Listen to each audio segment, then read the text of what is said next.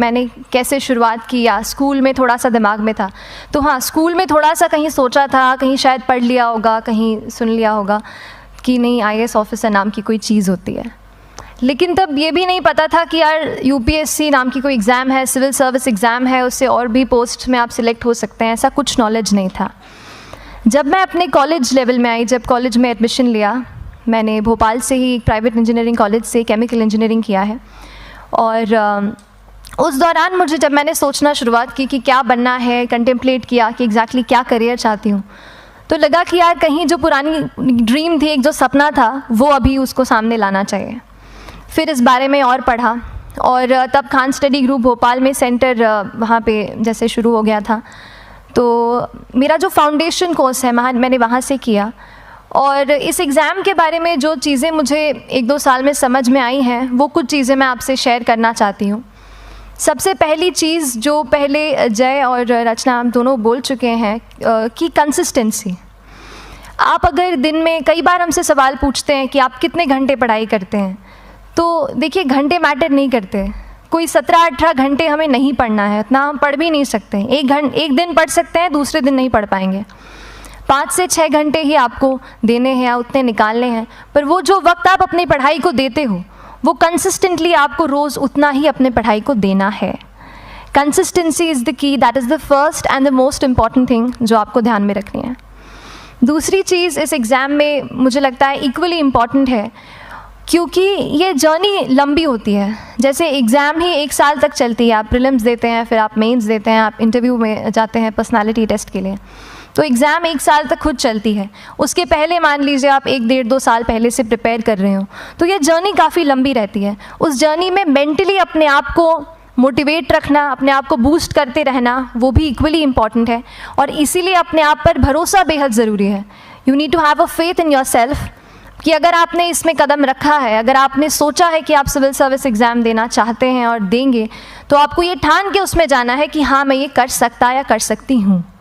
ये एक अपना मोटिवेशन, अपने साथ एक फेथ, बिलीफ अपने ऊपर आपको हमेशा रखना है।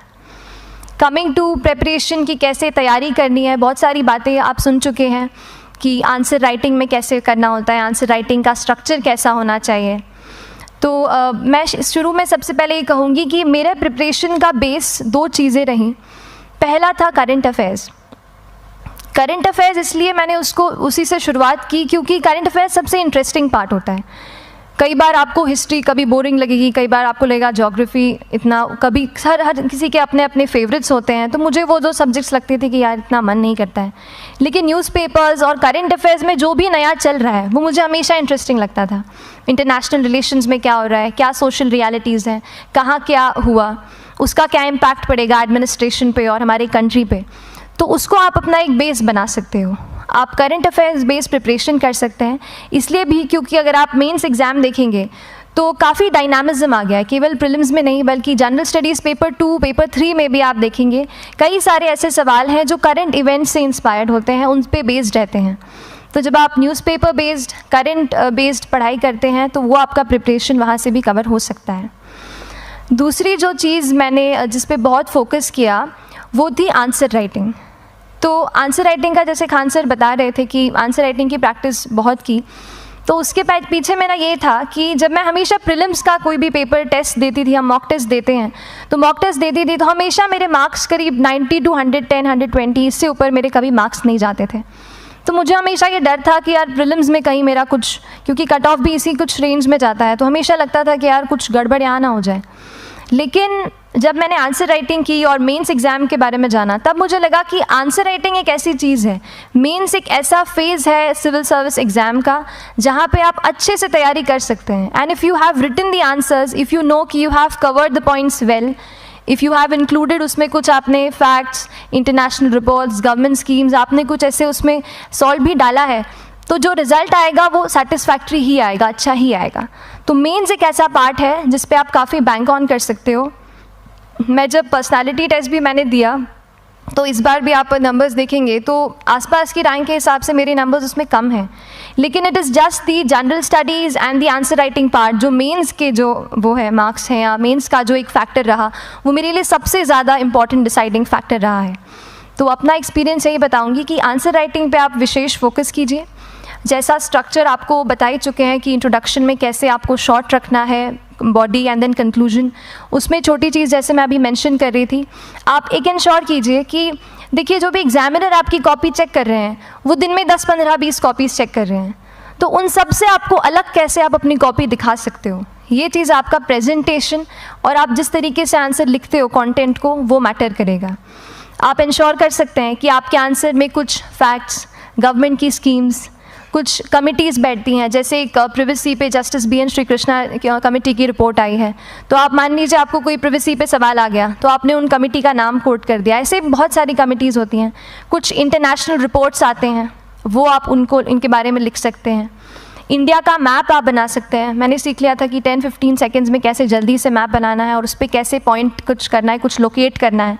तो ये कुछ ऐसी चीज़ें हैं जो आपके आंसर्स को एनरिच करेंगी और प्रेजेंटेबल बनाएंगी।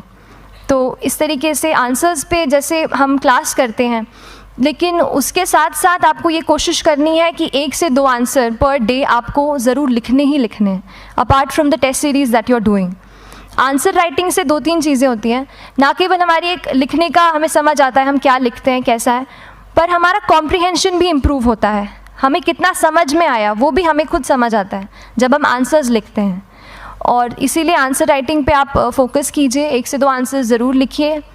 और आंसर राइटिंग के बाद the third pillar of my preparation जो काफ़ी इंपॉर्टेंट जिसने रोल प्ले किया, that was tests and test series and मॉक्स।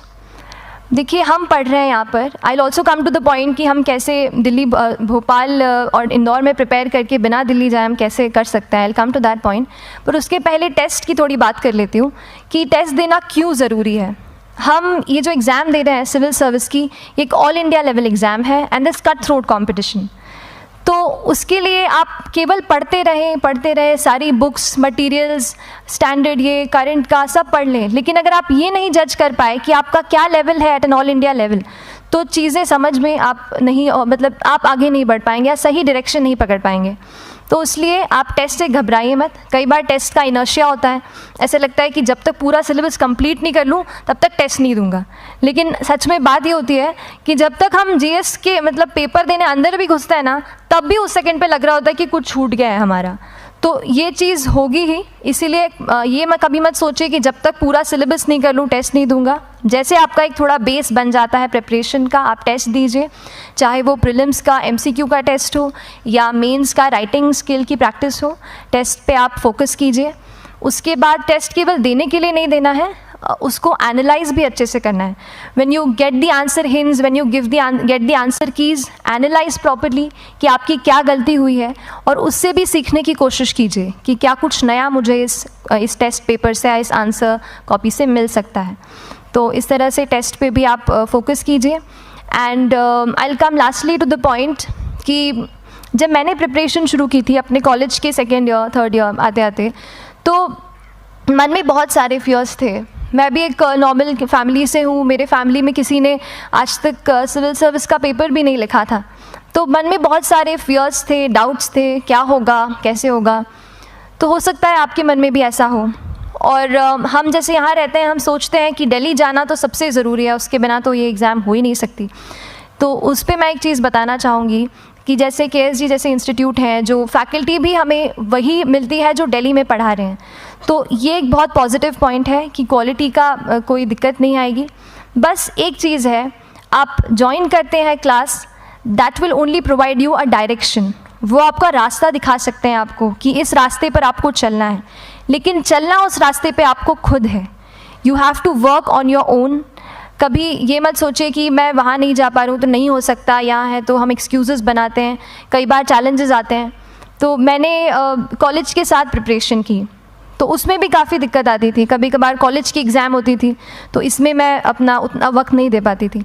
तो उस मोमेंट पे फिर प्लानिंग ने मुझे बहुत हेल्प किया कि हम किस तरीके से अपने कॉलेज के एग्ज़ाम के लिए प्लान कर लें। जैसे मैंने इंजीनियरिंग की है और मुझे पता है कि हम इंजीनियर्स 1 महीने से ज़्यादा पहले से पढ़ते नहीं हैं। पढ़ते हैं क्या? तो वो चीज़ आप ध्यान रख सकते हो, उसको अपना स्ट्रॉन्ग पॉइंट बना सकते हो। 1 से 1.5 महीना जब exam is approaching, I used to plan my entire syllabus का प्रिंट आउट निकाल के I used to make my notes, उस तरीके से उसको मैं उसको संभाल लेती थी। तो whenever you are managing those things together, focus on planning, किस तरीके से आप एक माइक्रो प्लान बनाएं, अपना डेली एक प्लान बनाएं, वीकली टारगेट सेट करें और एक ब्रॉड विजन दिमाग में रखें कि ब्रॉडली आप मंथ्स में क्या कवर करने वाले हैं। अगर आप प्लानिंग अच्छे से करते हैं तो ज़्यादातर पोर्शन आपका वहीं से कवर हो जाता है। और